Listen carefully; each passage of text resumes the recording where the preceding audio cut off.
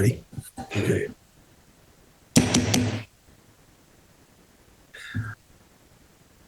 Regular meeting of the Salem City Council is being held on Thursday, February 27th, 2025, at 7 p.m. for the purpose of transacting any and all business. Notice of this meeting was posted on February 25th, 2025 at 4:29 p.m. This meeting is being recorded and is live on SATV and Zoom unless technological issues interrupt the transmissions. Councilor is absent, none. Councilor Prosnewski presiding. Councilor Harvey moves to dispense with the reading of the last meeting. And would everyone please stand for the Pledge of Allegiance led by Councilor Watson-Feld. I pledge allegiance to the flag of the United States of America, and to the republic for which it stands, one nation, under God, indivisible, with liberty and justice for all. Thank you. You may be seated.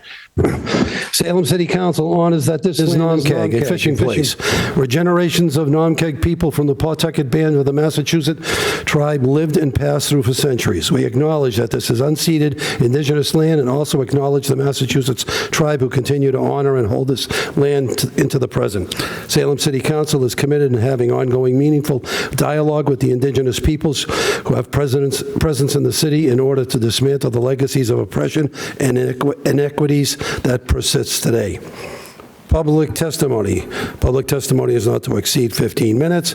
Public testimony is not a public hearing or question or answer period, and the sign-up must occur 30 minutes prior. We have 5 speakers tonight, so each speaker will receive 3 minutes each, which will be the allotted 15 minutes. Just for everybody's information, if we had 6 speakers and we wanted to go over 15 minutes, I'm sure that the City Council would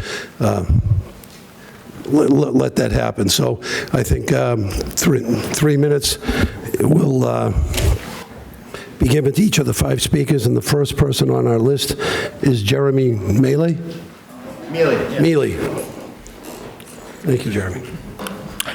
I'd like to use my minutes of public commentary to voice support for an upcoming potential ordinance that I understand will be under discussion tonight. The proposal to create a community benefits committee that will have the power to offer feedback on development projects in Salem is one I hope the City Council will pass. I've served on a city committee, the Community Preservation Committee, for about a year and a half now, and I've greatly appreciated the chance to be civically engaged through my membership. I think the CBC would be a terrific chance for Salem residents to practice such engagement, and that alone, in my opinion, would be enough to justify it.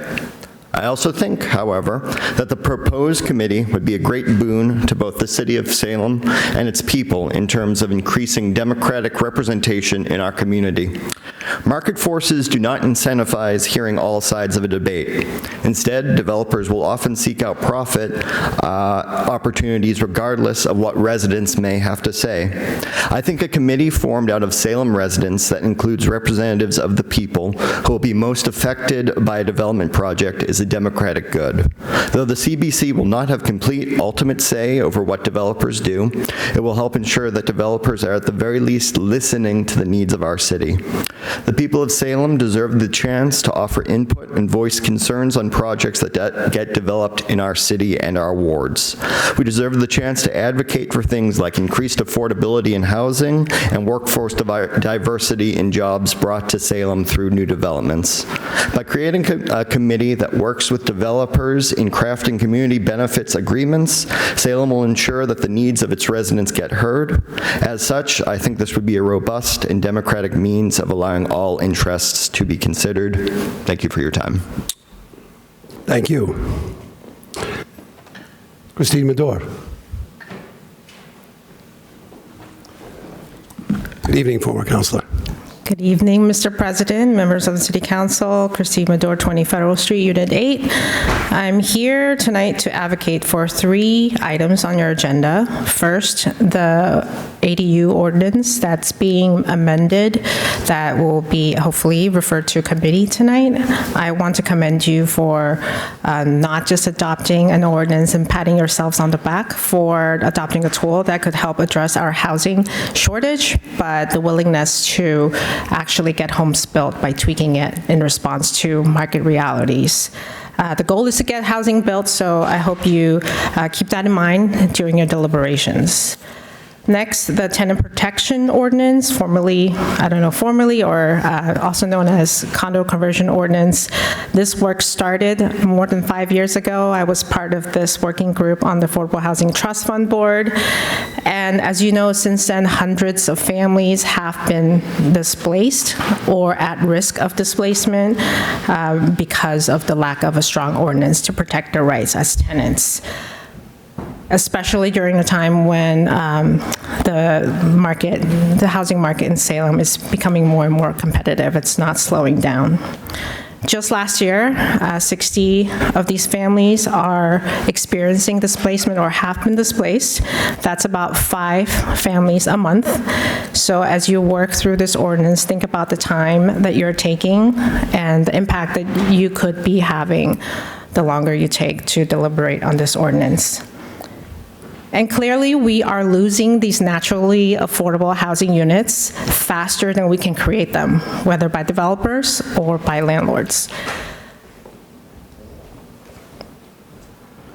And as you work on this ordinance, keep in mind that you can be one of the very few communities in the state of more than 300 cities and towns that can be the pioneer of taking this issue seriously by devoting staff time and real steps in protecting families that live in naturally affordable housing.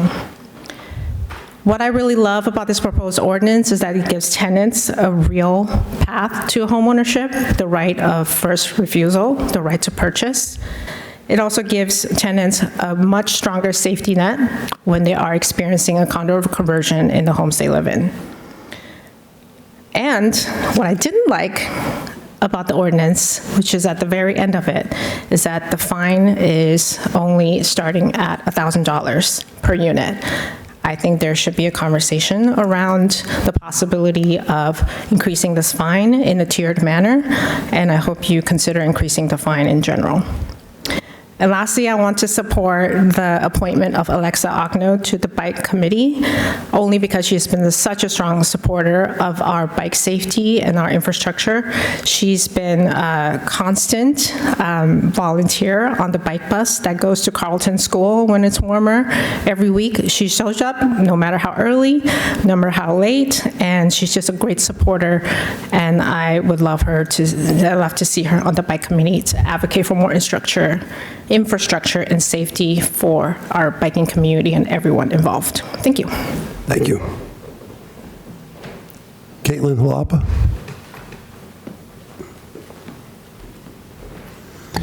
Thank you, President Prasnewski. I was excited to see a lot of the different items on the agenda tonight. Sometimes the agenda is a little bit more heavy on funding things that have already been established. Like Councilor Merkel, you do a lot of those really well. I want to reiterate something that I said in the B1 zoning public hearing the other evening, which is that every time there's a discussion on changing the zoning, people often come out very vocal about their concern about parking. And something that I'd like to encourage the city and especially some members of the transportation and planning groups here, the boards and the committees and commissions, is to try to find a way to get ahead of some of that. There is such a strong connection between housing and transportation that we really have to recognize if we're going to build enough housing to create the supply that we need, we really have to get smarter about how we're going to do parking. And there's also probably an opportunity to potentially reduce the cost of creating and enforcing new or special restrictions for parking for October. So I'd really just like to encourage the city to try to find new and creative solutions to some of the problems that we're going to continue to face if we do not make active decisions to be proactive rather than reactive. Thank you. Judith Riley.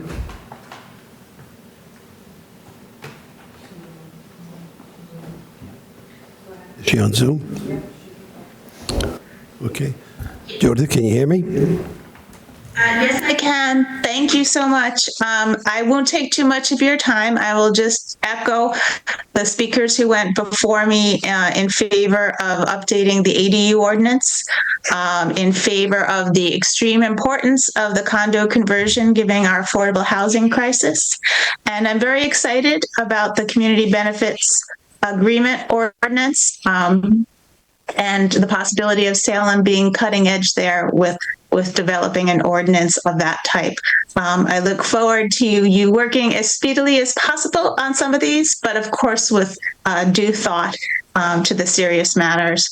And I also agreed with everything said about parking. So thank you very much. And that is my comment. Thank you, Judith. Lastly, we have Mr. Steve Kapantis. Good evening, Steve Kapantis, Wisteria Street, Salem, Mass. I just want to talk about the new city portal regarding city council meetings and the cluster, the quagmire that it is. So for today's meeting, yesterday when I went in to log in so they could sign up for public comment, there was no link for public comment, and there was no link to even join this meeting on Zoom. The link for Zoom was fixed relatively quickly, thanks to the clerk's office. However, the link for public comment couldn't have been corrected until 11:30 this morning. And there's a lot of other things that are wrong with this portal. In the portal, there's an area for posting the date and time of this meeting. That's blank, inoperable. There's an area to post a land acknowledgement. That's blank, inoperable. There's an area for public testimony. That's blank and inoperable. There's an area for committee reports. That's blank and inoperable. And when you finally find the link buried in the paperwork on how to sign up for public comment, there's no acknowledgement when you hit submit. In fact, it sends you out of the portal to some other city website for the city council. No acknowledgement that you have even signed up. Then, if you need to change your sign up, there's no way to change it.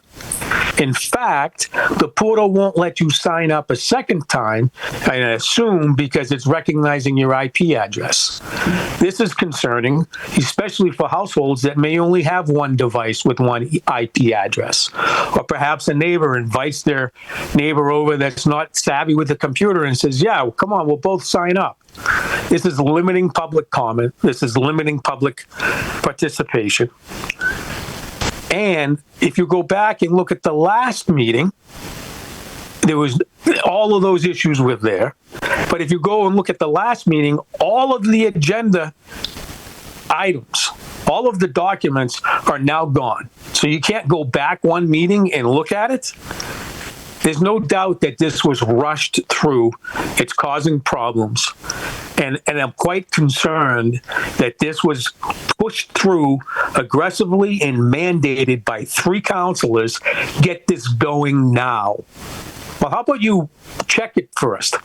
Why does it take a resident or multiple residents to find errors 24 hours, 36 hours after this is posted to have things corrected? We need to get things right, and it's unfortunate that there may be people that haven't spoke at the last 2 meetings because of these errors. Thank you. Thank you.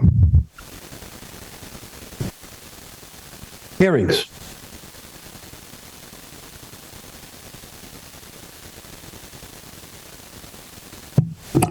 We have an order from National Grid to install conduits on Buchanan Road for service at 14 Buchanan Road, 1 Pierce Road.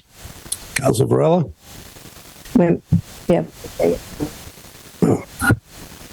All those appearing in favor? Lisa Beta. Sabita Mahabir Sheehy, representing National Grid, 44 River Street, Beverly, Massachusetts.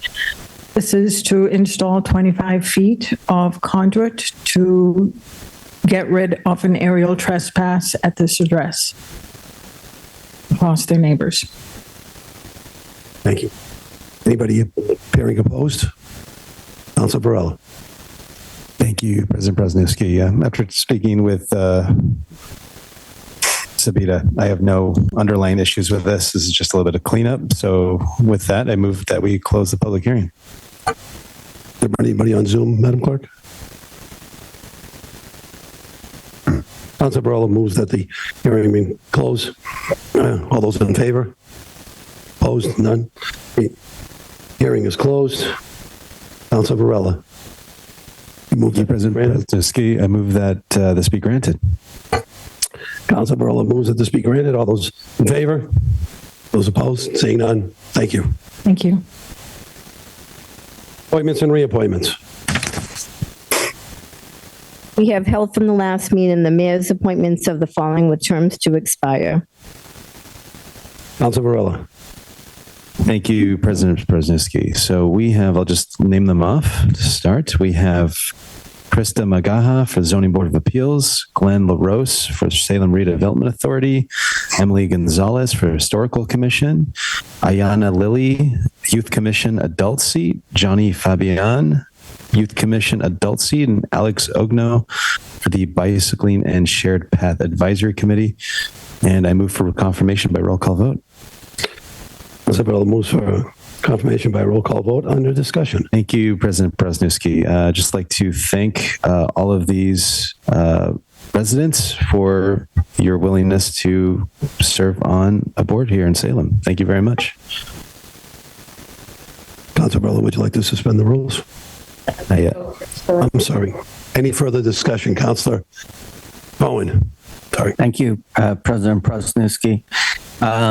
Really grateful for all these people stepping up and serving. And it's really important, the amount of participation. I did want to echo what Councilor Madore said.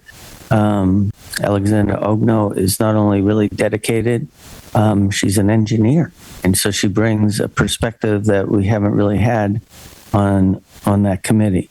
I also want to mention that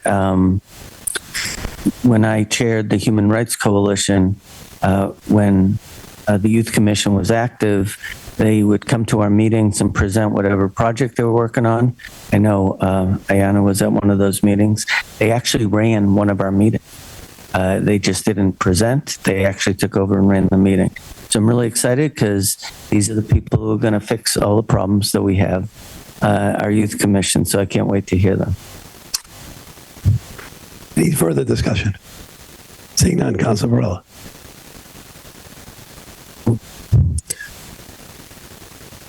Madam Clerk, would you call the roll?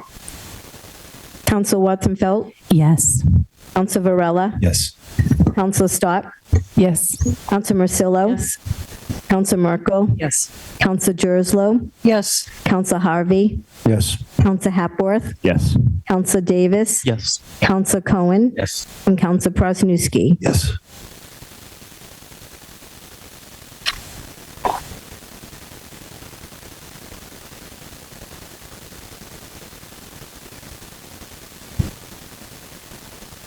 On the appointments mentioned, we have 11 yeas, no nays. Matter carries. Councilor Barella. Thank you, President Presniewski. I'd like to suspend the rules to allow our new appointments to speak if they shall choose. Can't wait.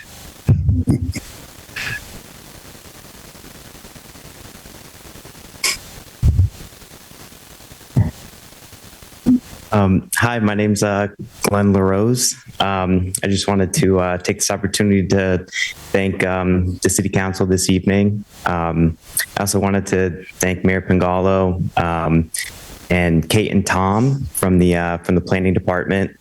Appreciate them meeting with me a few weeks ago. Interview there. A little bit about me. I'm a civil engineer for my day job. Work on some fairly large public infrastructure projects. And as a Salem resident, I enjoy volunteering at the Mac Park Food Farm, and I'm looking forward to continuing to volunteer with the SRA and help to make Salem the great place that it is. Thank you. Thank you.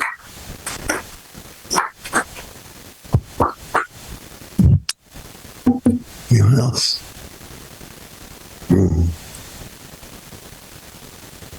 Good evening, all. My name is Johnny Fabian. I'm very excited to serve in the Salem Youth Commission. I used to be a member when I was in high school, so thank you for the opportunity. I'm really happy to serve my community. Thank you. My name's Diana Lilly, and I was on the Youth Commission when I was in middle and high school, and I just moved back to Salem. I'm a fourth grade teacher at Bentley, and I'm really excited for this opportunity to be back in the community. Thank you.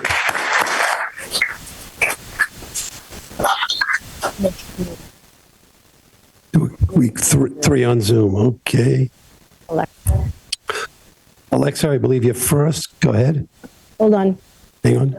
Okay, you're on. Alexa?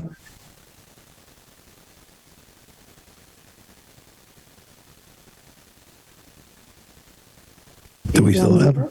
Ooh, unmute. Okay. There we go. There we go. Thank you, Mayor Pangallo, for appointing me to the Bicycling and Shared Path Advisory Committee. Thank you, City Councilors, for your votes of confidence. I'm honored and excited to be able to serve Salem in this capacity. My family chose to move to Salem 20 years ago, in large part because of its walkability. I brought my bike with me, but only used it occasionally. There was really no cycling infrastructure to speak of. Today, my kids are in college, and I'm helping students as young as 5, as Christine mentioned, ride their own bikes to school on the Carlton Bike Bus. We can only do this and hopefully expand to other schools with community support for safe, connected, and comprehensive cycling and shared use infrastructure. I see cycling and walking as more than just ways to get around. When I'm not in my car, I can talk to people along the way. Friends will honk and wave from their cars. And by the simple act of being visible, cyclists and pedestrians create more of the connections and community that make Salem great. I invite any of you present or listening in online to join me on a family fun ride, a taco trail ride, or an ice cream crawl as the weather warms. I look forward to strengthening the community that I love by serving on this committee. Thank you.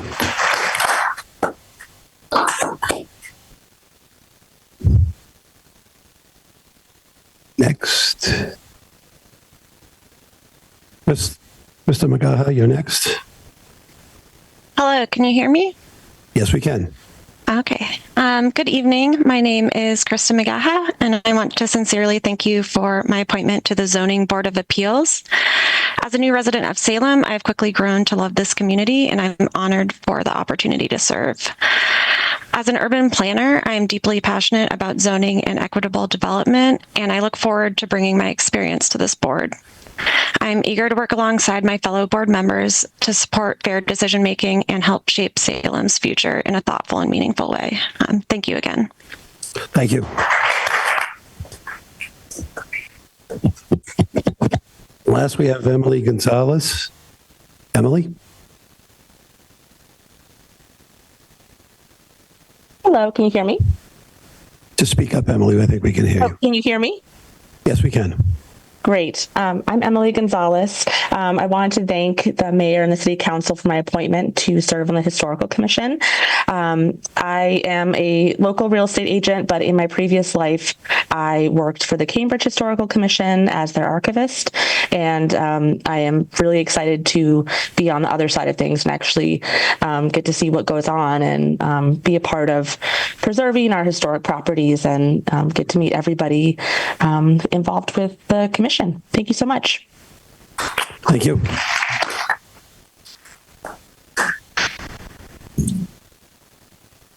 Further appointments and reappointments. We have held from the last meeting the mayor's reappointments of the following department heads with terms to expire. Councilor Varela. Thank you, President Brzezinski. I move for confirmation by roll call vote. Councilor Varela moves for confirmation by roll call vote. Any discussion? Other than, I'll keep it brief. Thank you for all of our department heads for continuing the service of the city of Salem. Thank you. Thank you. Madam Clerk, please call the roll. No further discussion. Council Watson-Felt? Yes. Council Varela? Yes. Council Stott? Yes. Council Marcillo? Yes. Council Merkel? Yes. Council Jerslow? Yes. Council Harvey? Yes. Council Hapworth? Yes. Council Davis? Yes. Council Cohen? Yes. And and Council Presnewski. Yes.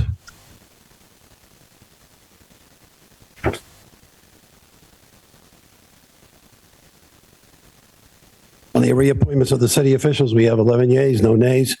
That carries. Further appointments and reappointments. We have held from the last meeting the mayor's reappointment of the following with their terms to expire. Council Varela. Thank you, President Presnewski. I move for confirmation by roll call vote. Varela moves for confirmation by roll call vote. On the discussion. Thank you, President. I'll keep it brief as well. I just wanted to thank all 4 members for their continued service on our boards and commissions. Any further discussion? On the motion, Madam Clerk, please call the roll. Council Watson-Felt? Yes. Council Varela? Yes. Council Stott? Yes. Council Marcillo? Yes. Council Merkel? Yes. Council Jerslow? Yes. Council Harvey? Yes. Council Hapworth? Yes. Council Davis? Yes. Council Cohen? Yes. And Council Presnewski. Yes.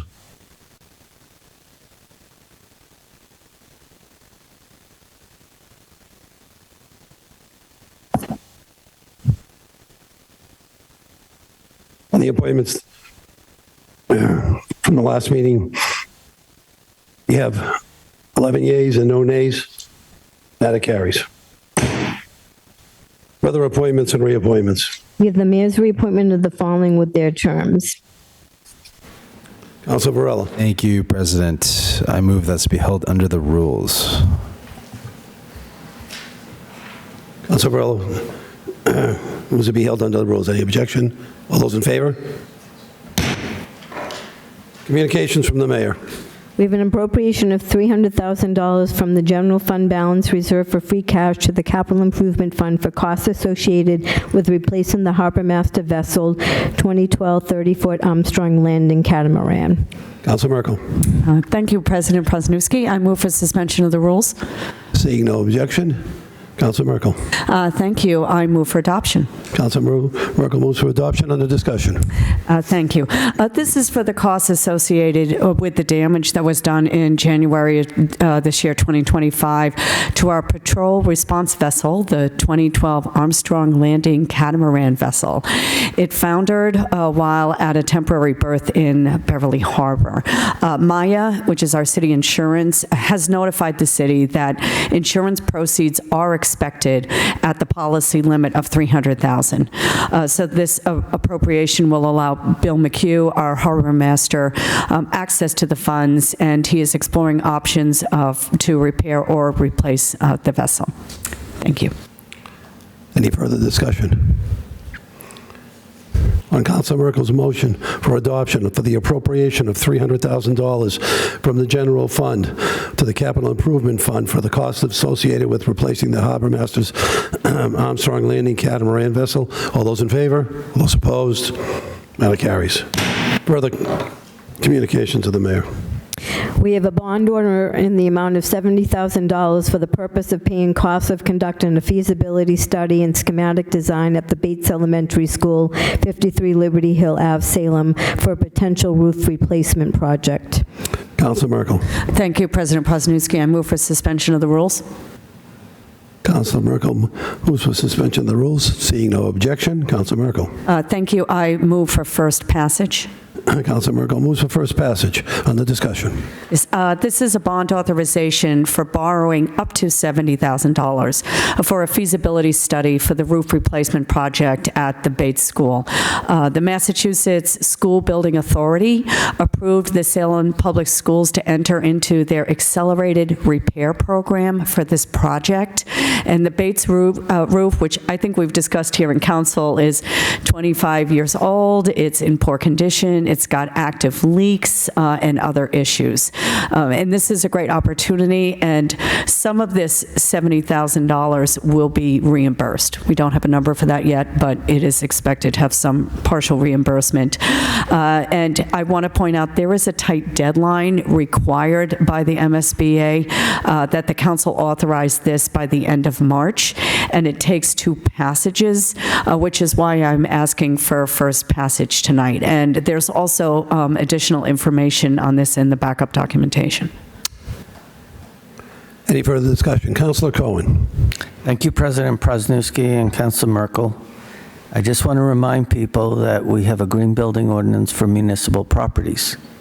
And it is not just for new construction, but for renovation of existing construction. And several times since that ordinance was passed in January of 2022, we have not conformed to the ordinance, whether it's, reinstalling oil boilers or whatever. So just want whoever might be listening to know that one mandate from that ordinance is this has to be a solar or a green roof. So, that will be something exciting either way. And hopefully the students can study the cool new roof when it's done. Thank you. Any further discussion? Seeing none. On Councilor Merkel's motion for first passage by roll call vote on the appropriation of $70,000 for the purpose of paying costs of conducting a feasibility study and schematic design at the Bates Elementary School or the potential roof replacement project. Madam Clerk, please call the roll. Council Watson-Felt? Yes. Council Varela? Yes. Council Stott? Yes. Council Marcillo? Yes. Council Merkel? Yes. Council Jerslow? Yes. Council Harvey? Yes. Council Hapworth? Yes. Council Davis? Yes. Council Cohen? Yes. Council Prosnewski? Yes.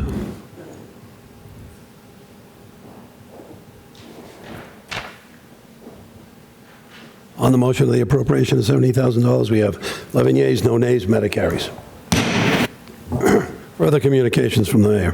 We have an appropriation of $11,000 from receipts reserved to public services burial account. Councilor Merkel. Thank you, President Prosnewski. I move for suspension of the rules. Councilor Merkel moves for suspension of the rules. Seeing no objection, Councilor Merkel. Thank you. I move for adoption. Councilor Merkel moves for adoption. Under discussion. Thank you. This appropriation will replenish funds used for the burial services and daily operations for Green Lawn Cemetery. And of note about these funds in general, cemetery funds are self-supporting. Fees for lots are collected, and periodically these funds are appropriated out of DPS's burial account. Any further discussion? Seeing none on Councilor Merkel's motion for adoption to appropriate $11,000 from receipts reserved to the public service burial account. All those in favor? All those opposed? Matter carries. Further communications to the mayor. Per the Mass General Law, Chapter 44, Section 64, we have a payment for a prior fiscal year invoice using current fiscal year appropriation in the amount of $510 for the solicitor's departments, and we need a two-third vote required by roll call vote. Councilor Merkel. Thank you, President Prosnewski. I move for suspension of the rules. Councilor Merkel moves for a suspension of the rules. Seeing no objection, Councilor Merkel. Thank you. I move for adoption. Two-thirds vote required. Councilor Merkel moves for adoption. On the discussion. Thank you. This is to authorize reimbursement to Assistant City Solicitor James Wellock with this year's fiscal year 2025 funds for expenses covering the Massachusetts Bar Dues and Board of Bar Overseas annual registration. James was unaware of the process for reimbursement until recently, and he paid for these expenses personally. And we pay for these expenses for our city solicitor and our assistant city solicitor on a regular basis. Any further discussion? No further discussion? Madam Clerk, please call the roll. Council Watson-Felt? Yes. Council Varela? Yes. Council Stott? Yes. Council Marcillo? Yes. Council Merkel? Yes. Council Jerslow? Yes. Council Harvey? Yes. Council Hapworth? Yes. Council Davis? Yes. Council Cohen? And Council Prosnewski? Yes.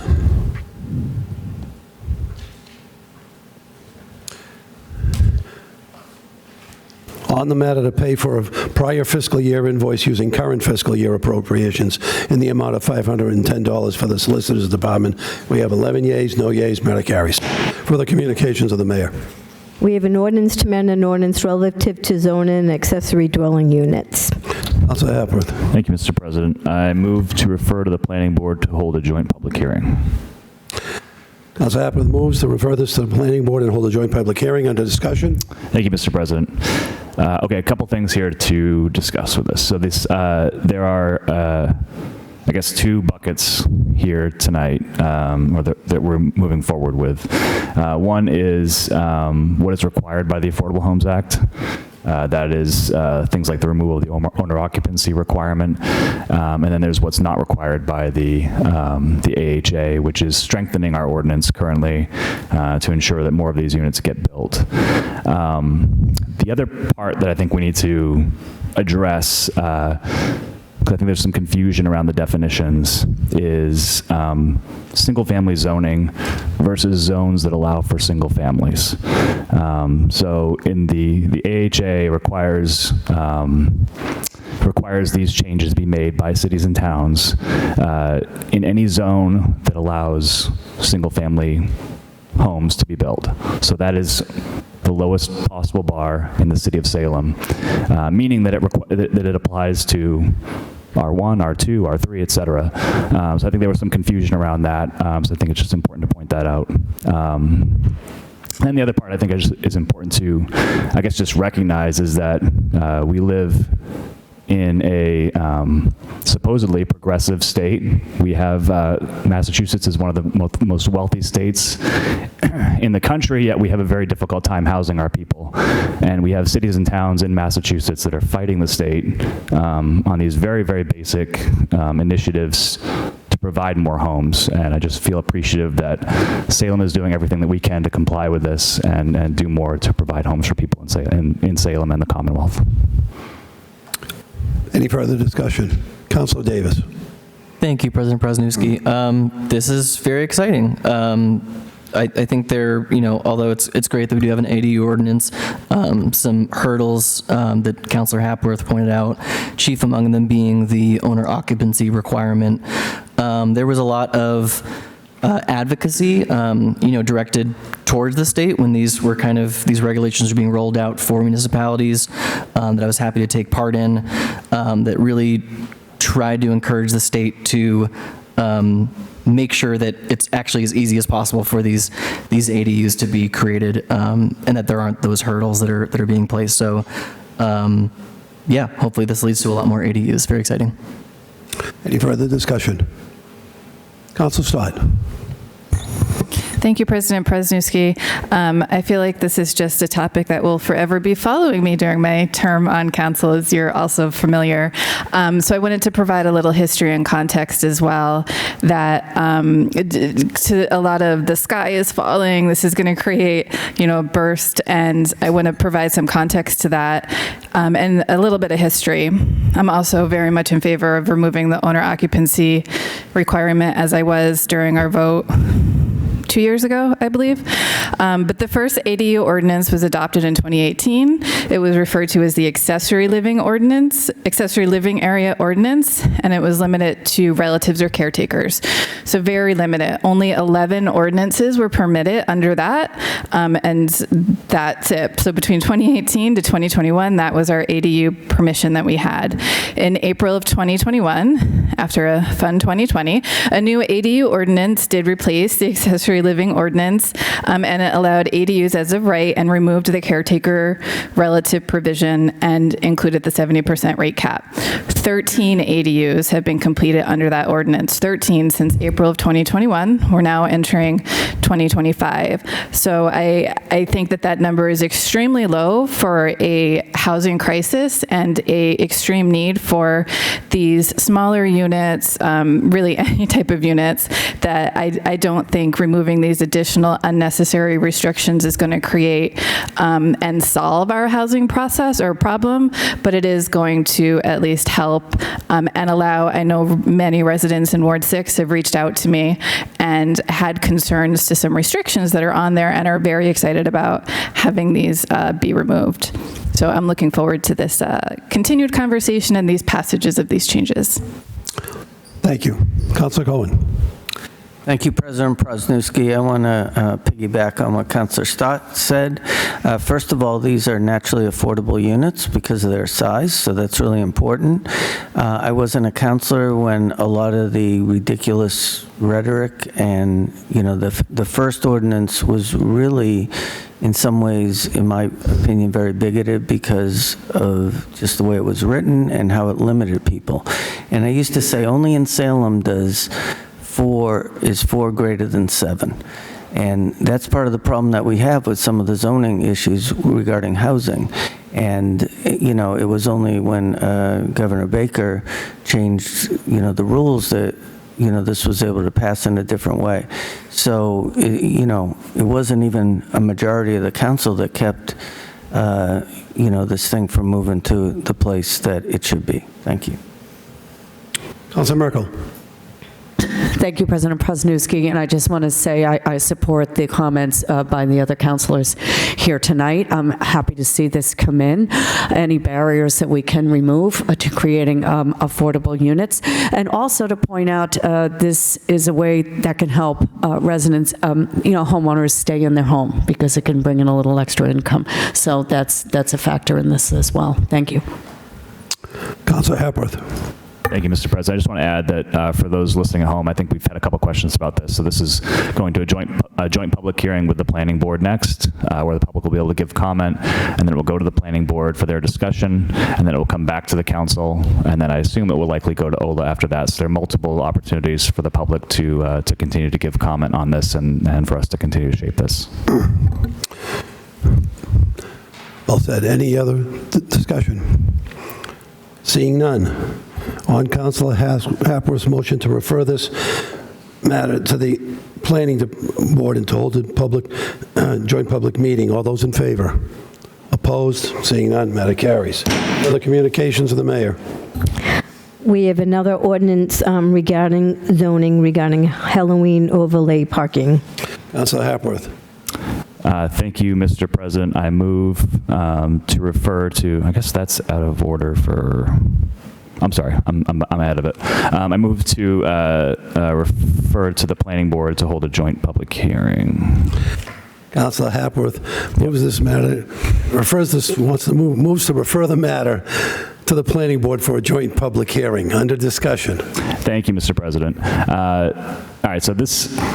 I'll give the overview, and then I'll save my opinion to the very end here. So this letter outlines a proposed amendment to the October parking overlay regulations aimed at creating a more consistent, enforceable, structured system for private property owners offering public parking during Salem's busiest tourist season. The amendment would eliminate the existing overlay zone, instead allow the use citywide for a designated period each year from Friday of October 1st to the Monday after October 31st. And the proposal, both residential and commercial properties could participate, except those located on resident-only parking streets to minimize neighborhood impacts. Property owners would be required to register with the city, pay a $100 fee, and adhere to regulations ensuring vehicles are parked legally. Additionally, this amendment is tied to a home rule petition, which we'll discuss later, which would impose a $2 per space per day excise tax. However, I have opposed encouraging or even allowing visitors to circle our residential streets looking for available parking. Commercial parking should not be, in my opinion, an allowable use in October. I believe it makes our streets less safe, less walkable, and encourages and increases the burden on our residents who need to live their daily lives during our busiest season. The original overlay was meant to allow for a few specific existing spaces that we were told were unenforceable, such as a handful of businesses and a funeral home. Now that it has passed, we have seen some have taken it as a green light to create more parking within our neighborhoods, and the city now claims it cannot enforce these cases as well. In my opinion, this is a clear example of regulatory creep caused by the initial lack of enforcement. I have also still have seen no studies examining the potential impact on traffic and public safety in our neighborhoods and quality of life. Before moving forward with any expansion of this policy, I really hope we'll see some more data and a better understanding of the consequences. Thank you. Any further discussion? Councilor Watson-Felt. Thank you, President Presnewski. I just wanted to say thank you to Councilor Hapworth for his comments. I completely agree, 110%. These were similar to the comments we made the first time the overlay came around. I think what we're seeing here is exactly what Councilor Hapworth said, but I want to restate, which is a lack of ability to enforce. This is a really squishy matter, and it's spread like wildfire, and there has been little to no enforcement of violators. That having been said, I understand it. I understand that we passed, though I did not vote for, a commercial parking overlay for a limited period of time every year for commercial industries, and residents want a piece of the pie. I get it. This fight has increased and has gone on and has become heated in some instances, especially in Ward 2.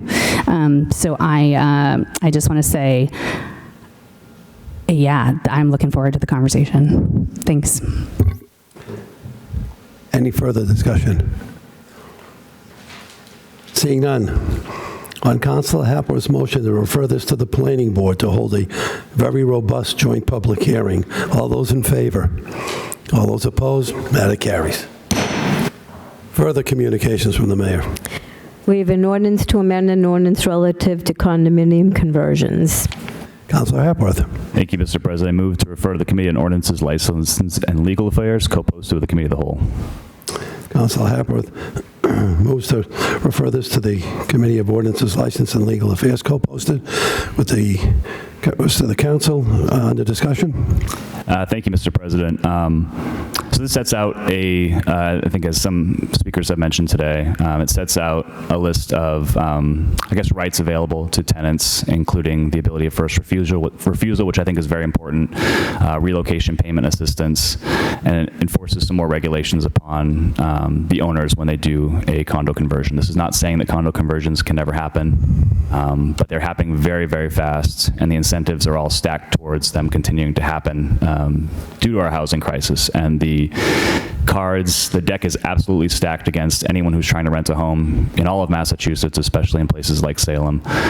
So appreciate everyone who put work into this. This is multiple years. I think this goes back to 2020, 2021 when these conversations started happening. So we're 5 years in on this, and it did take a very long time to get this back from the State House. I think there are many of us who are ready to pass this here tonight, probably, but I think there are many of us also who have not had the opportunity to weigh in on this. So any questions that people have, any discussion they want, I hope that can happen in committee. Thank you. Any further discussion? Councilor Cohen. Thank you, President Presnewski. So I call bullshit.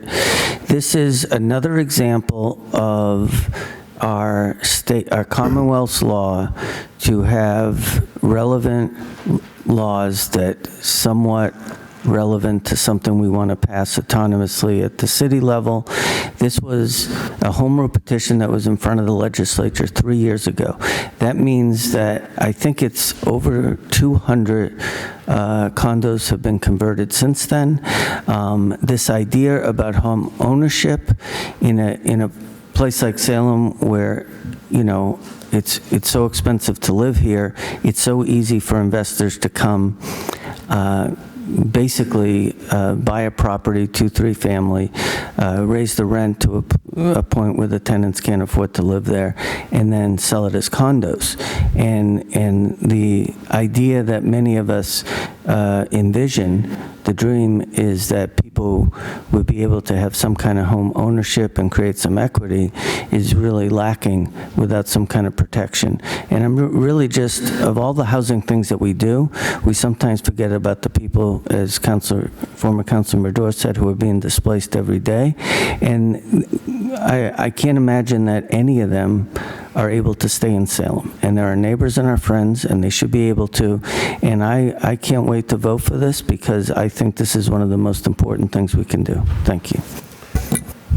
Any further discussion without breaking Robert's rules of vulgarity, please? Councilor Morcello. Thank you, President. I will say that this has been a long time coming. I kind of place everything according to COVID, which happened early on in our careers for some of us. And I was on the Affordable Housing Trust Fund Board for 3 years, from 2020 to 2023-ish. And we worked on this really hard. We spent hours in the subcommittee working on this ordinance. It's so important. We are losing so much multifamily stock to condos, which, you know, it's the owner's right to turn it into a condo, but so many tenants are being displaced, and it's with the sale of the building. They're just, you know, they're forced out before the sale, or they're forced out with the sale, and they have nowhere to go. And so this at least gives some breathing room and some protections for those tenants when the owner knows they're going to be turning it into condos. I think it's really important for residents here in Salem to have these kinds of protections. It's not going to stop any condo conversions. It's just going to help people land on their feet. Thank you. Councilor Merkel. Thank you, President Prosnewski. Yes, also really glad to see this coming into the council. I think people are going to be really pleased with what they see is in it and the protections. And I want to thank the people that worked very hard on this, many in this room. It really was a tremendous amount of work that was done and a lot of patience kept. So great to see it here. Councilor Watson-Feld. Thank you, President Prosnewski. Just again, repeating a number of the comments already made by my colleagues. I was also on the Housing Affordable Trust Fund Board. And even before I decided to run for council, and this was an ongoing topic, as Councilor Marcello said. I think it's incredibly important. I myself know a number of folks who have been displaced from Salem. I also want to reiterate the fact that this is not just a Salem problem. I know people being displaced for this exact same process in Peabody right now as I speak. I encourage any and every city and town to take advantage of the opportunity that we've now had this passed at the state level through a home rule petition, and that they can do now the work for their own cities. Salem cannot continue to always be the front runner, I think, when it comes to affordable and accessible housing. I am proud of that fact, but it is also extremely frustrating that I look around to our local communities and our local cities and towns, and I'm seeing, maybe I'm seeing market rate housing come up. Beverly is definitely building and building and building, but I'm not seeing intentional and mindful approaches and creative thought around how do we protect what we have. Naturally affordable housing is just hemorrhaging in this conversions, and like as everyone has stated, it does not make these conversions illegal. It does not, obviously everyone has the right to do what they're going to do, but we've got to do whatever we can to slow the process a little bit, and to have people have more protections. The tenant protections in this are as important, if not maybe more important, than the condo conversion, the rest of it, because right now tenants have no idea what their rights are. When I worked in the mayor's office in the early 2000s, so many of the phone calls we got every day were about what can I do? Who do I call? Right? What are my rights? People don't know, and there's not a lot of communication out there. So one more plea again to the mayor's office and the city administration to really double down when this does, I hope, come to pass. Double down on that communication. I know Lori has done incredible work in the mayor's office with tenants' rights, but it's really important that we spread the good word around this. People have rights. We're looking to reinforce that for them, and see what we can do about maintaining our affordable housing. Thanks. Any further discussion? Councilor Davis. Thank you, President Prosnewski. Just want to be one more person here echoing gratitude to my colleagues that have been working on this and passionately advocating for this, not just tonight, but very consistently. The frustration and the anger is very much appreciated as someone who is a renter and is very cognizant of the fact that I could be displaced as well. And also want to echo just the need for getting the word out. Tenants do not know their rights. I didn't know my rights until I had some conversations very recently with Lori Stewart about some tenant protections I wanted to start a conversation about in the city. And there were a couple things that she mentioned that I said, wow, I've been screwed a couple times already and had no idea. And I'm someone that's advocating for tenants' rights. So yeah, just echoing that. Hopefully one day she can have a full-fledged department. I know budget is a thing, and so that's a long-term kind of hope and desire. Hopefully we can get there one day, but yeah, just wanted to echo some of that. Thank you. Any further discussion?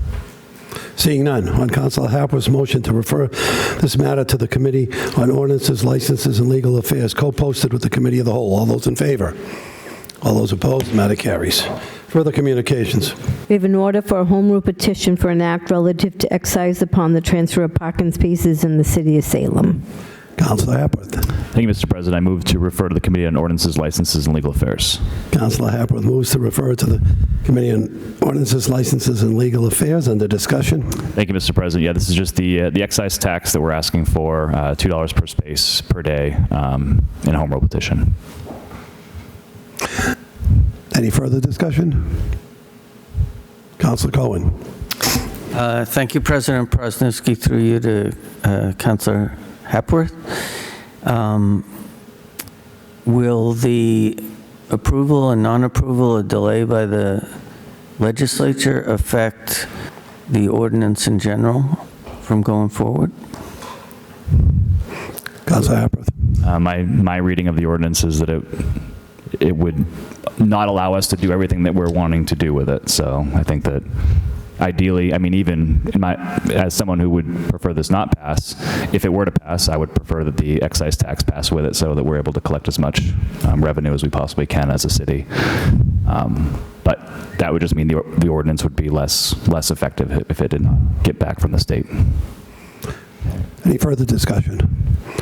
Seeing none. Councilor Hapworth's motion to refer this to the Committee of Ordinances, Licenses, and Legal Affairs. All those in favor? All those opposed? The matter carries. Further communications. With the mayor's report to the city council regarding Haunted Happenings 2024. Councilor Watson-Feld. Thank you, President Presniewski. Dun, dun, dun, dun. It's the annual time when we talk about haunted happenings. Yay! Always an annual thank you to Councilor Stott on this, actually, for generating this conversation, kickstarting it, and having it something that we now have memorialized in an ordinance and have a timeline for every year, which is great. So after that gratitude, I say I move to refer this to the Committee of Community and Economic Development. Co-posted, obviously. Councilor Watson-Feld moves that this matter be referred to the Committee on Community and Economic Development, co-posted with the Committee of the Whole. Any further discussion? Yeah. Sorry, I did the chat a little bit before the motion. Apologies all around. So in addition to my thanks for Councilor Stott, for those at home who aren't familiar with what this meeting is, this is an annual time where we all get together down usually at the Community Life Center, because there's room for everybody, where we have the city administration reports out a number of data points related to the previous year's haunted happenings activities here in Salem. So there are things around public safety, there are things around tourism numbers and people who have come in, how many visitors we had, and it's also an opportunity for the public to engage at that point in any issues they experienced or concerns or questions that they have. If you've not participated in this meeting in the past and you have an interest in this kind of thing, I encourage you to come. The date for the meeting will be set as soon as I can get everybody together and figure out making sure that both the mayor, his staff, and the chief of police can be there as well.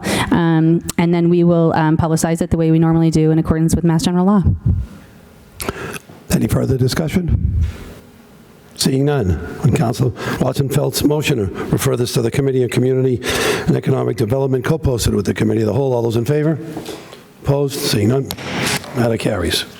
Further communications. Oh, I'm sorry. Motions, orders, and resolutions.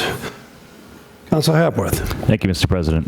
Whereas on February 27th, 2025, we pay tribute to Bill Grissett as he steps down from official service to the City of Salem after 10 years of dedication and service to the Salem Planning Board.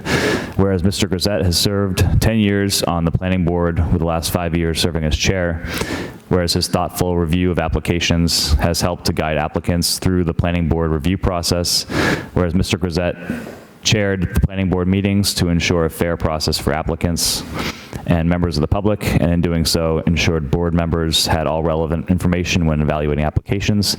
Now therefore be it resolved to the mayor and the city of Salem and the Salem City Council express our sincere appreciation and gratitude to Bill Grissett for the dedication and generosity he has shared as a member of the Planning Board. And be it further resolved that the resolution in a matter of record of these proceedings and that a suitable copy be presented to Mr. Grisette along with a copy of the Salem City Seal on behalf of the mayor, the city council, and the residents of Salem. And I move for confirmation by roll call vote, adoption by roll call vote. Councilor Hapworth moves for adoption by roll call vote. Discussion? Thank you, Mr. President. Just want to appreciate Bill for his service to the city. 10 years on the planning board, but the last 5 as the chair, and that goes back to I think the beginning of COVID when Bill started chairing the planning board. I've always found Bill to be very measured, very professional, and we've been lucky to have him on that board. We have sent a lot over to him with the planning board for the last few years, and we spent a lot of time as bodies together here. So just appreciate everything Bill did and wish him well. Further discussion, Councilor Marcello. Thank you, President. Yeah, I will echo that. He's been the chair starting with the COVID year, and I have so many memories of attending those meetings over Zoom because that was the only way to do it, and so many heated meetings that he very calmly chaired. It wasn't easy. It wasn't easy for the board. It wasn't easy for most anyone in the city to get going on Zoom and conduct normal meetings. And I think everyone did a great job. I think that, the pressures of having developments move forward on a Zoom platform was very hard for a lot of people to make that switch and understand how they could be completely heard, and they were. And there were so many safeguards and so many opportunities that he allowed people to speak their mind, basically. I think that if people were honest about it, the meetings are so much easier, though, because you could see everything that was being discussed. And if you came to the room before that for a planning board meeting, you had the developer and the project up at the front with this sketch that no one else could see in the room. And on Zoom, you can see everything. And so I just found that fascinating that it was so much better on Zoom.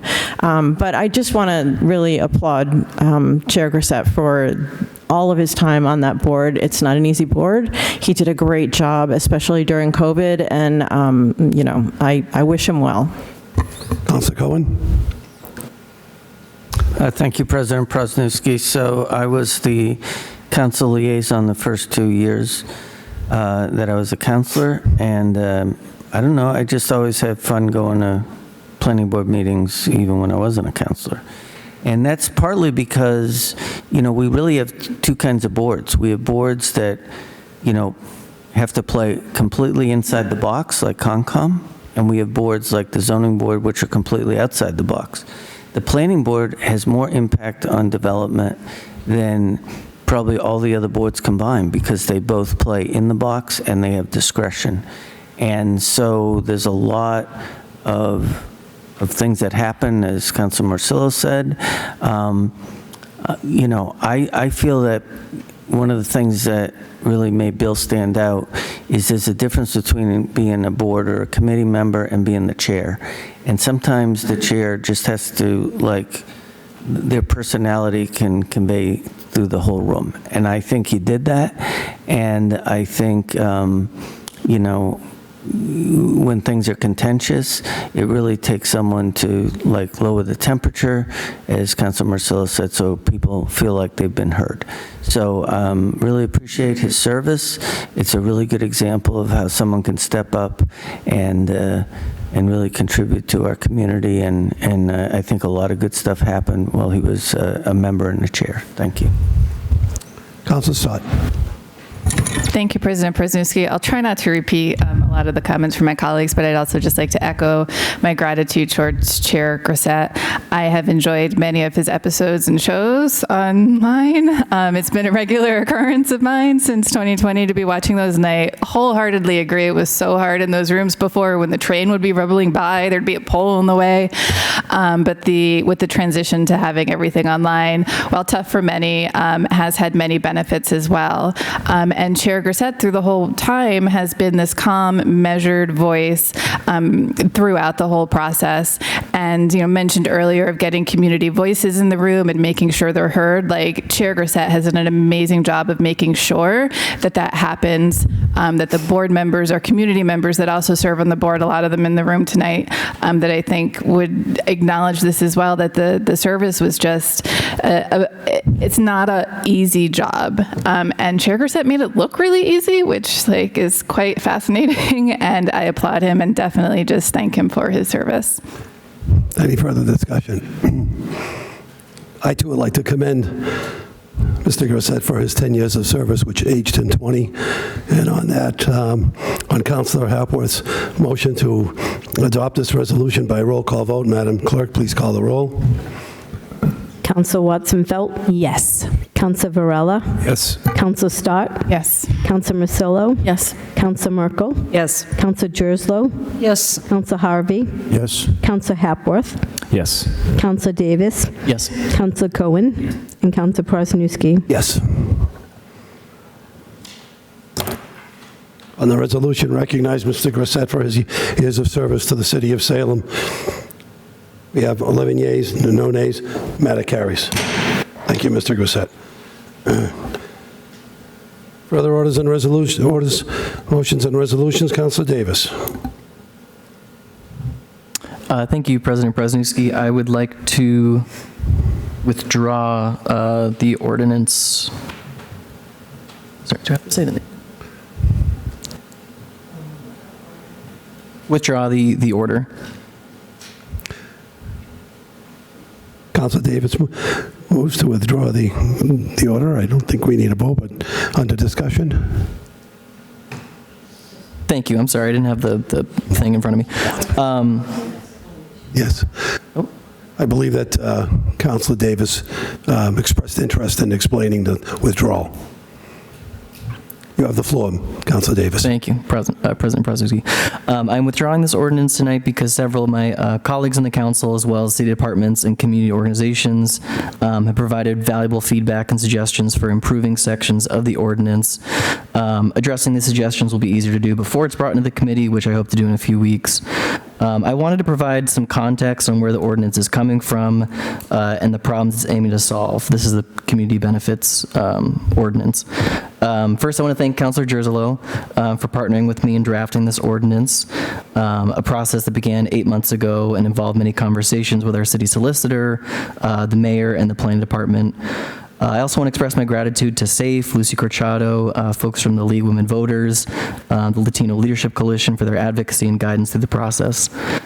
One of the primary issues this ordinance seeks to address is the lack of a standardized process for discussing community benefits and the community benefits agreements process. While our current mayor has shown a strong commitment to involving a diverse group of people in these conversations, most notably during the Crowley project, mayors change, and having an actual policy in place will ensure that this practice continues, regardless of leadership changes. Residents deserve clarity about whether a conversation around community benefits will take place, why or why not, and what the process will look like. Developers, too, will benefit from having a clear and structured pathway to building community trust. The goal is to foster more productive dialogue between community members and developers. While less structured community meetings will still take place and serve an important role, emotions often run high and discussions can become unproductive. A formal process can help channel these conversations into a more constructive direction. It's also important to clarify what this ordinance is not. We're not granting residents the power to prevent or delay developments they disagree with. This ordinance does not create any mechanism for that and includes clear timelines for both the city and the committee's duties to protect against exactly that. Ultimately, each CBA will be an agreement between the city and the developer, with the committee playing an advisory role. This balance was carefully crafted to avoid allowing the committee to become unnecessary red tape or another hurdle for developers at a time when addressing the housing crisis should remain our top priority. Nonetheless, the committee plays a vital role. While the mayor and city council juggle multiple priorities, this committee can focus exclusively on the needs of a particular community and focus. We need a diverse set of voices and lived experiences in the room and at the table anytime the future of our city is being discussed. This ordinance is not just a theoretical idea, it has already been successfully implemented in other cities, including Somerville. There, the committee has helped to create community benefit agreements which have led to positive outcomes, such as funding affordable housing, accelerating the adoption of renewable energy, promoting diverse workforces, and supporting public health initiatives. By creating a formal process, Somerville has also been able to foster better communication, mitigate potential conflicts, and create more successful partnerships between developers and residents. I believe Salem can adapt and build on this process to meet our own unique needs, and I look forward to the upcoming discussion. Thank you for bearing with me. I did not realize that was so long, but thank you. Thank you. The matter has been withdrawn. Further motions, orders, and resolutions. Councilor Jerzalo. Thank you, President Prosnewski. City of Salem and City Council, February 27, 2025, Resolution Dominican Republic Independence Day.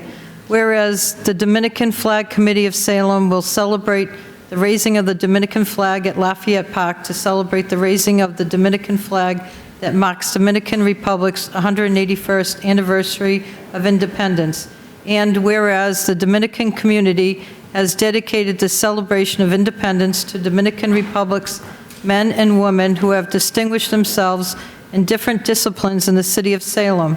And whereas the Dominican community has established itself through the efforts of many Dominicans in business, sports, politics, education, and many other disciplines, and have exhibited their pride, passion, and love of family, religion, and commitment to hard work. And whereas the Dominican community enriches the city of Salem by promoting the rich Dominican culture through music, dances, and arts. And whereas the city of Salem recognizes that supporting the Latinx community will lead to greater continued equality for all residents and help strengthen our city.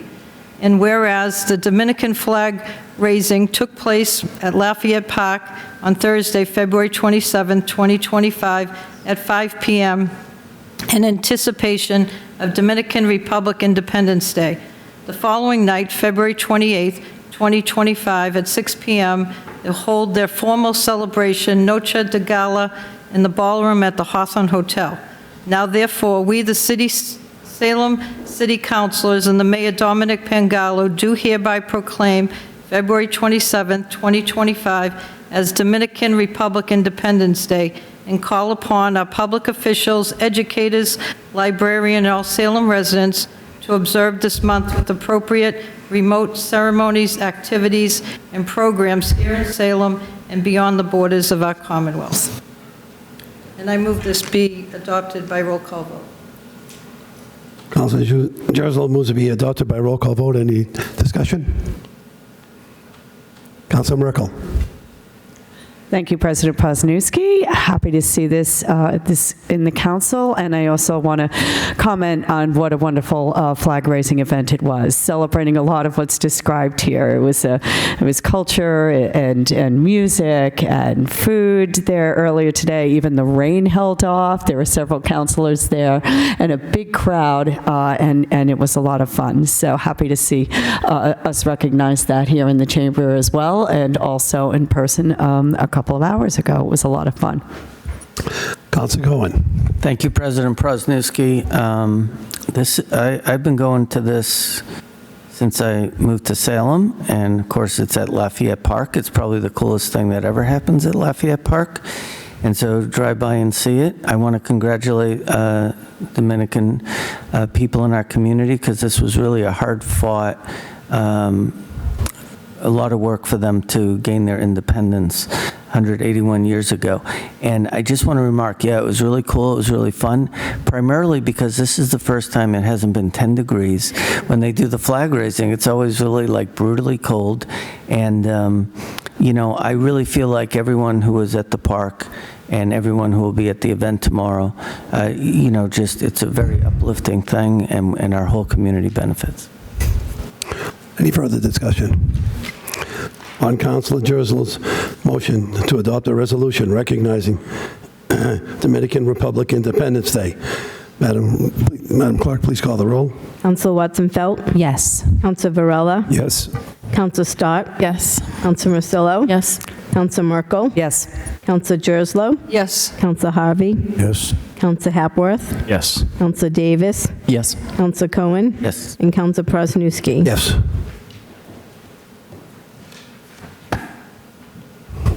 On the resolution recognizing the Dominican Republic Independence Day, we have 11 yeas and no nays. Matter carries. Further motions, orders, and resolutions. Councilor Cohen. City Council, February 27, 2025, an ordinance relative to traffic, Chapter 42, Section 50B, handicap zones, limited time handicap parking space in front of 26 Hancock Street for a distance of 20 feet, and I move that this is adopted for first passage. Councilor Cohen moves for first passage. Under discussion. Thank you, President Presnowski.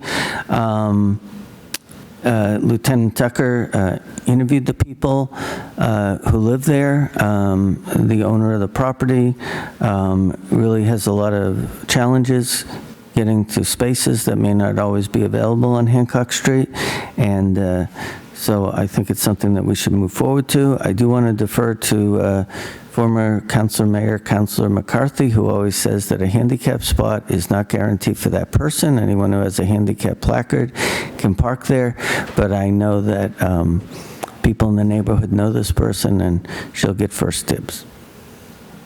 Any further discussion? Seeing none. On Councilor Cohen's motion to adopt this for first passage, all those in favor? All those opposed? Seeing none. Carries. Further orders, motions, orders, and resolutions. I believe we have a late file, Madam Clerk. Councilor Hapworth. Thank you, Mr. President. Ordered that the following lay file be submitted for a hearing request for Michael Hannon, denied public guide, be sent to the Committee on Ordinances, Licenses, and Legal Affairs to set a hearing.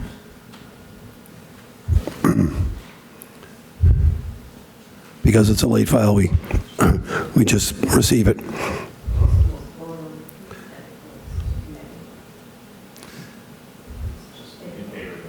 All those in favor of moving this into committee? All those opposed? Matter carries. Committee reports none. Communications from city officials.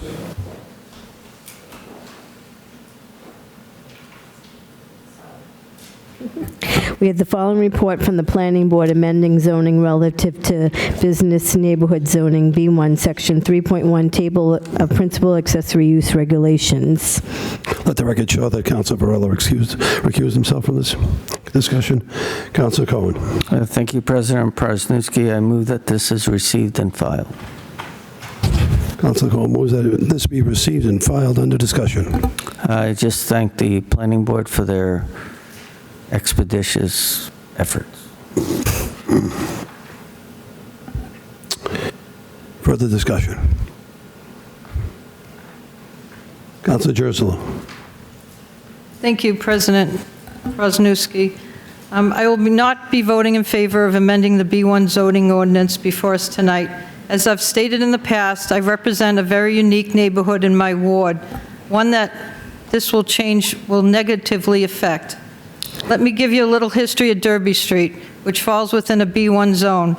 My great-grandparents owned and operated No X Meat Market for many years before renting the building to another market.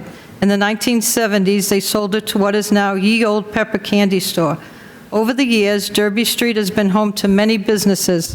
The No Name Pub, which is now condos, the Russian Club, now a residence, Grabbus the Caterer, now apartments, Zelinsky's Pharmacy, and Captain Dusty's, both of which have been converted into homes, and that is just to name a few, as in other neighborhoods and the B1 zones throughout the city. This history shows how commercial spaces have transitioned into much-needed housing. By changing the zoning ordinance, we risk reversing that progress. We constantly hear, which we did tonight, the housing crisis in Salem, yet this proposal could take away existing housing opportunities. For most residents, their home is their biggest investment. Changing this ordinance could diminish property values, disrupt the character of a neighborhood that is evolved into a thriving residential area. For these reasons, I cannot support this amendment. Thank you. Any further discussion? on the matter that the report from the Planning Department be received and filed. All those in favor? All those opposed? Matter carries. Further communication from city officials. We'll need to take a vote on the zoning ordinance itself for the B1, the table of principal and accessory uses. Yep, that's me. Yep. Councilor Cohen. Thank you, President Newski. I move for adoption for first passage by roll call vote. Councilor Cohen moves for first passage by roll call vote. Under discussion. Thank you, President Prasnewski. So, ironically, in 1965, zoning was changed. And the reason I put this order back, I'm actually not as articulate as the planning board, so I'm going to read just a little bit about what their report and recommendation was. Much of what we love about Salem was created long before modern zoning codes were ever put in place. This fact, while lost on some, is actually a very good thing because today's zoning would never allow many of the Salem neighborhoods we love, including much of what we see in B1, to be built. Things like setback requirements, separation of uses, unit counts, floor area ratio, open space requirements, minimum parking requirements will all largely prevent most of Salem from being built in any form resembling what we currently see today. The majority of Americans and people in Salem want to live within walking distance of neighborhood amenities. Consistently, in survey after survey, the desire to live within walking distance of neighborhood amenities like shops, restaurants, gyms, and parks is shown to be high. While some of the newly proposed uses will be allowed, like grocery stores and child care facilities, others, such as restaurants serving alcohol, will be shifted to BA, which means that, by appeal, meaning that permitting process will still be required, allowing restaurants to submit their concerns to the applicable public commissions and boards, giving them opportunity to place restrictions and on permits granted. In addition, health inspectors of the city departments would still be able to enforce any nuisance issues that may arise, just as they do in other areas of the city. Things like music, hours of operation would all be controlled, and any new liquor license would still need, after the special permit, to be obtained through a formal process. One of the things that stands out, Mr. Lafley, who testified at the last meeting, brought up that in an email that there's 15 B1s. I think there's actually 23. 7 of them are in Ward 5. And I really want to emphasize that this is not about a particular zone. This isn't spot zoning or anything else. This is really about creating vibrant neighborhoods where people can bring their kids to daycare and not have to drive a distance, to have a local grocer where they can stop and buy something that they just need, whether they shop there or just need something spur of the moment. And I think that having places like Doobies and Dottie and Ray's and Mercy Tavern and Tin Whistle are places that people want to go hang out, and they're usually hanging out with their friends and neighbors. So looking forward to this being voted affirmatively. Any further discussion? Councilor Merkel. Thank you, President Prasnewski. I just want to quickly thank those who have given public comment, whether it's here or emailing us, because what I really appreciated is the common denominator of that people love the vibe of their neighborhoods, and there were different views expressed on the best way to sustain that. But I really just want to recognize, the passion that people have for their Salem communities. Personally, I support this. I want more walkable, community-based neighborhoods, and there was a permitting process and everything we had discussed in committee, so I won't reiterate all that. But I do appreciate the time people took to express how they feel about their communities, and I appreciated that. Thank you. Councilor Marcillo. Thank you, President. I do feel like we've already said everything about this. You know, I will say again, these zones were created because these businesses were there in the neighborhoods. And so a line was drawn around them, and then the zoning said, but no more, right? You've got your restaurant, no more, which sets up a very strange position for us to be controlling commerce. Like, that's not our job here to say that it's okay for this restaurant to have a liquor license in this zone, but nobody else. Like, that doesn't make any sense. These businesses are here, they're thriving, they're loved by people in Salem. They are creating neighborhood amenities. The liquor license seems to be what everybody's caught up on, which I don't know, it feels very puritanistic to me. The small gym space, great. Yes, let's do that. This all just feels like it's obvious. It's obvious to do this. As I said the first time around, I had a great grocery store right in my neighborhood. It can no longer, well, before we passed the previous one, it couldn't have been done there again because it was a grandfathered use. It's when we zone and we restrict what's there, we put people in their cars to go to where these amenities are. And that's exactly what happened in my neighborhood. All those people then had to drive up Highland Avenue to get to the grocery stores. And so we really need to think about, you know, the whole argument of there's too many cars in Salem, too many people get in their cars. Well, that's because they have to, because that's the way we're zoning. It's ridiculous. I will be voting for this again. Thank you. Any further discussion? I'd just like to take the opportunity to say that I was one of the 3 that voted against this the last time. I was hoping that we could take a look at the way that the zoning is that we could somehow apply it to different areas, because Vinton Square is different than Jefferson Avenue, which is different than Derby Street. But I guess they call that spot zoning, and that's illegal. So we kind of have to take a look at it. Is this good for the whole city, or is it not?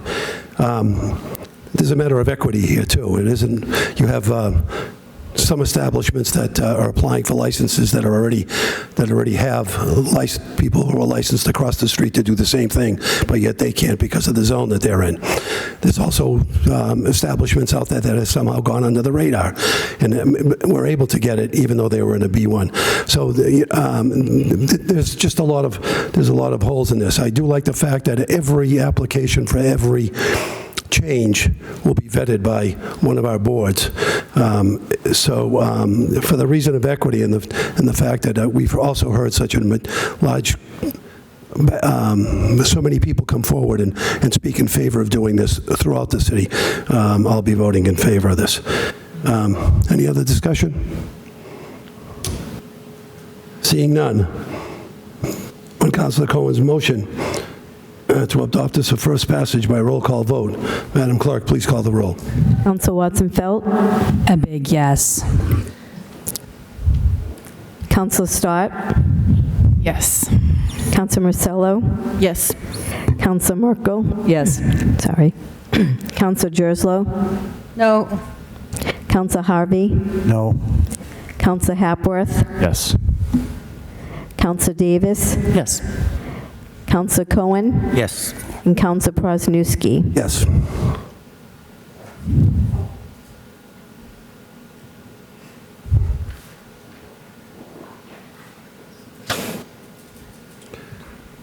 On the motion for adoption for first passage, amending the zoning relative to business neighborhood zoning, we have 8 yeas, 2 nays, and 1 absent. Matter carries. Councilor Hapworth. Thank you, Mr. President. I know it's just first passage, but I'm going to move for immediate reconsideration in the hopes it will not prevail. Councilor Hapworth moves for immediate reconsideration. All those in favor? All those against? Opposed? Opposed carries.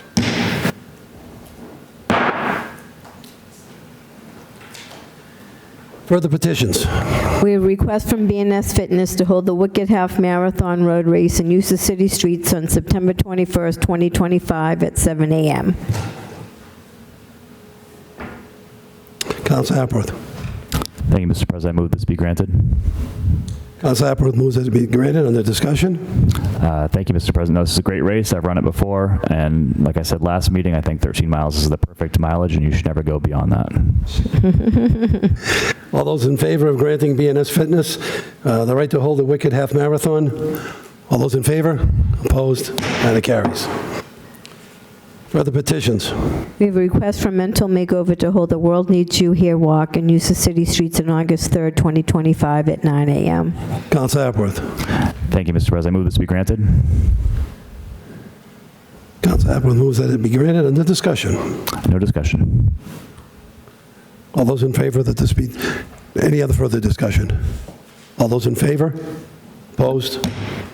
Matter carries. Further petitions. We have a list of public guides. Councilor Hapworth. Thank you, Mr. President. I move this be granted. Councilor Hapworth moves that they be granted. Any discussion? No discussion. Seeing no discussion. All those in favor? Opposed? Matter carries. Further petitions. We have 6 claims. Councilor Hapworth. Thank you, Mr. President. I move to refer to the Committee on Ordinances, Licenses, and Legal Affairs. Councilor Hapworth moves to move this to the Committee on Ordinances, License, and Legal Affairs. Any under discussion? No discussion. Any further discussion? Seeing none. All those in favor? Those opposed? Matter carries. Further petitions. We have a following license application for seaworm and secondhand valuables. Councilor Hapworth. Thank you, Mr. President. I move to refer to the Committee on Ordinances, Licenses, and Legal Affairs. Councilor Hapworth moves. Matter be moved to the Committee on Ordinances, License, and Legal Affairs. Under discussion. No discussion. Seeing no discussion. Any further discussion? All those in favor? All those opposed? Matter carries. Councilor Morcillo. Before that, Councilor Merkel. Thank you, President Prosnowski. I ask for a moment of personal privilege. Of course. Granted. Seeing no objection. Okay, thank you. I wanted to respond to the emails I've received. I know a lot of you have also received emails and have had many conversations with residents in response to the harmful rhetoric and actions that are being taken at the national level. There's a lot of discomfort and anxiety right now, and it is warranted. And I wanted to let people know that we have, over the last several years, created and amended ordinances of protections as a city within our legal power to do so.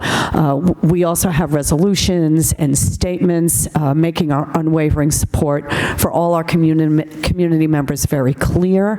And I'd just like to list a few of those for the public's information. We had a non-discrimination law that was amended in 2014, adding gender identity or expression and other helpful language.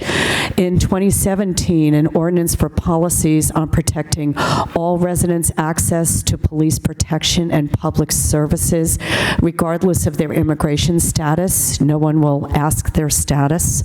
In 2022, we passed an ordinance ensuring safe access to legally protected reproductive and gender-affirming health care services and protection for providers.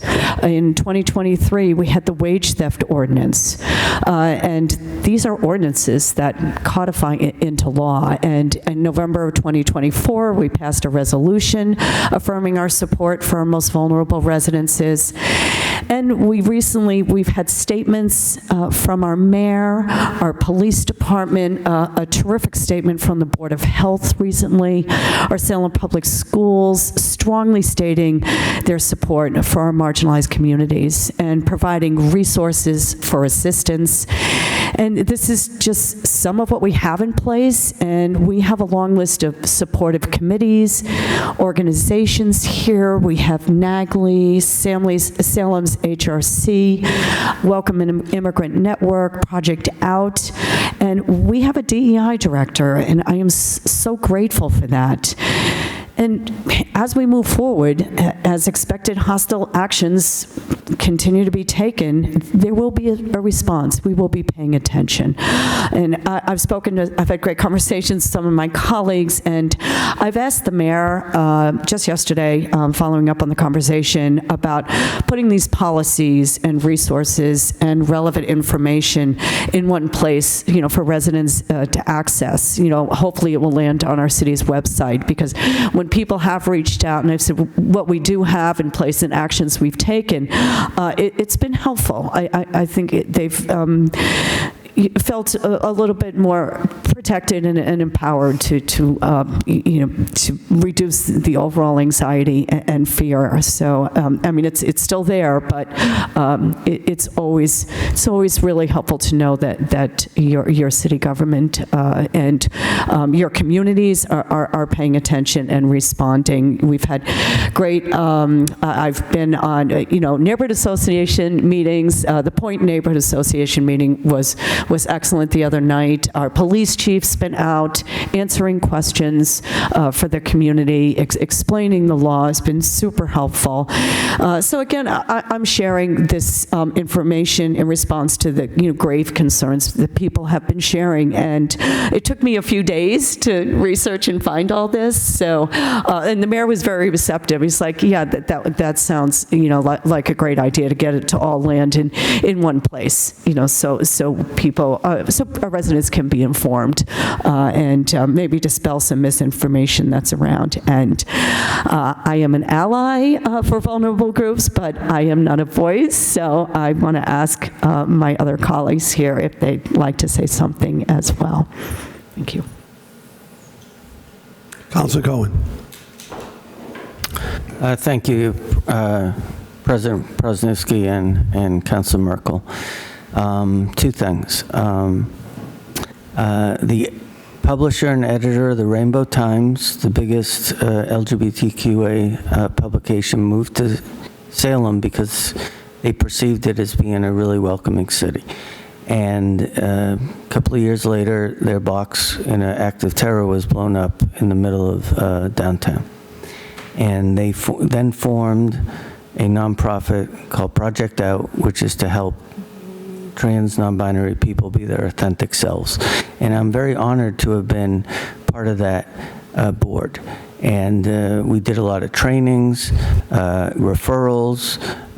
We were able to get grants from Eastern Bank and Cumming Center and provide, funding for people all around the country who sometimes just needed $50 for a copay, or sometimes to do, gender affirming, procedures. And we became dormant, and now we're coming back. So looking forward to that. And I'm sorry that it's really because of what's going on. But I want to address something that Councilor Merkel said. In 2017, we did pass an ordinance about municipal employees asking people what their status is. So on November 9th of 2016, the then No Place for Hate Committee, which I chaired, which is now the Human Rights Coalition, and Councilor Prosnowski was a member, among several other people, we decided to do something, and we decided we wanted to become a sanctuary city. And they asked me to write an ordinance, which I did. The ordinance that passed wasn't as strong as the one that I wrote, but I don't really, one of the things that we talked about in our meetings was, they're going to call us a sanctuary city anyway. And there's no specific criteria what a sanctuary city is. And, New York City is a sanctuary city, Maine and Connecticut are sanctuary states. Sanctuary city concept went back not just to the 70s when Chicago and San Francisco were the first two places to do it, but it goes back to this concept that churches had about providing some kind of, significant relief to people who are scared. And when we worked on the ordinance, the working group, one of the things that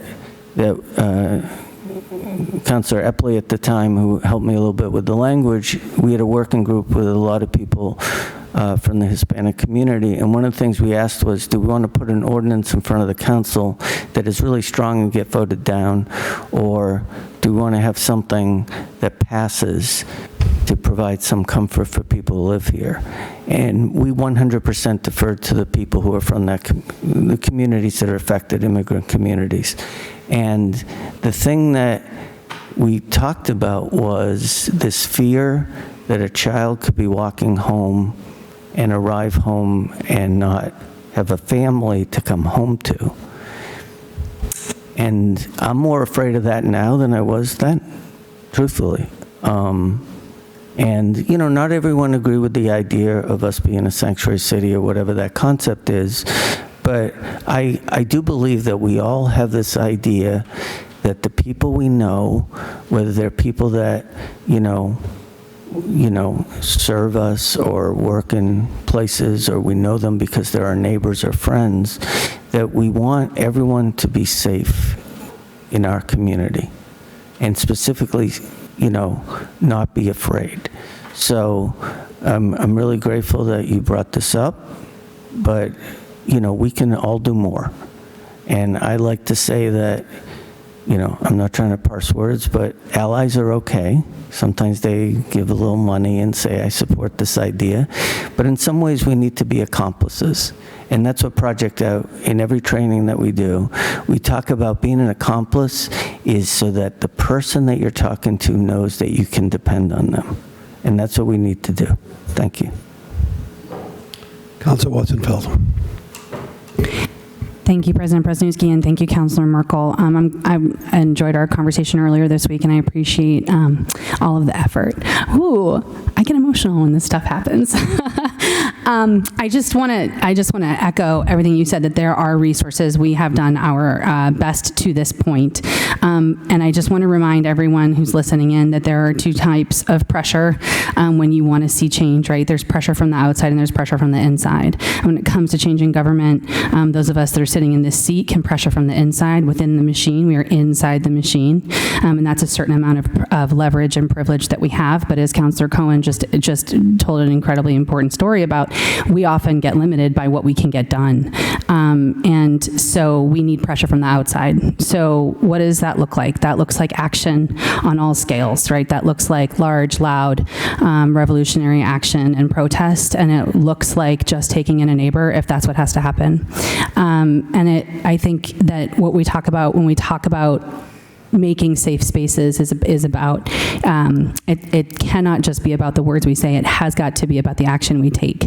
And I am famous for sharing every meme in the world on this kind of stuff, and just, I get worried sometimes that we look passive. So just a plea for everyone in this room sitting in every single one of these chairs to leverage our privilege and our power and our position, such as it is, even down on this municipal scale.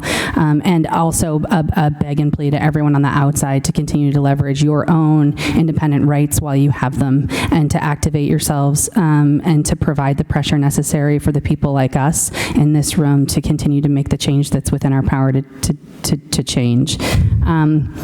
It is a very, very scary time. And so one of the additional things you can do is continue to support the members of our community and the marginalized communities that have businesses. Shop small, shop local, support artists who are identify in a marginalized group. Be vocal, hold all of us, in each and every single one of us, accountable, including our congressman, who has definitely not leveraged his position in a way that I feel really good about or appreciate, especially considering that we all took the same pledge and oath of office when we came in here to defend the Constitution, and that includes everyone's rights to humanity and to freedom and to every civil liberty that falls in under that umbrella. So, with that having been said, we got some resources, we've done some things, but we need you too. So thank you to everyone who is out there wielding their own power.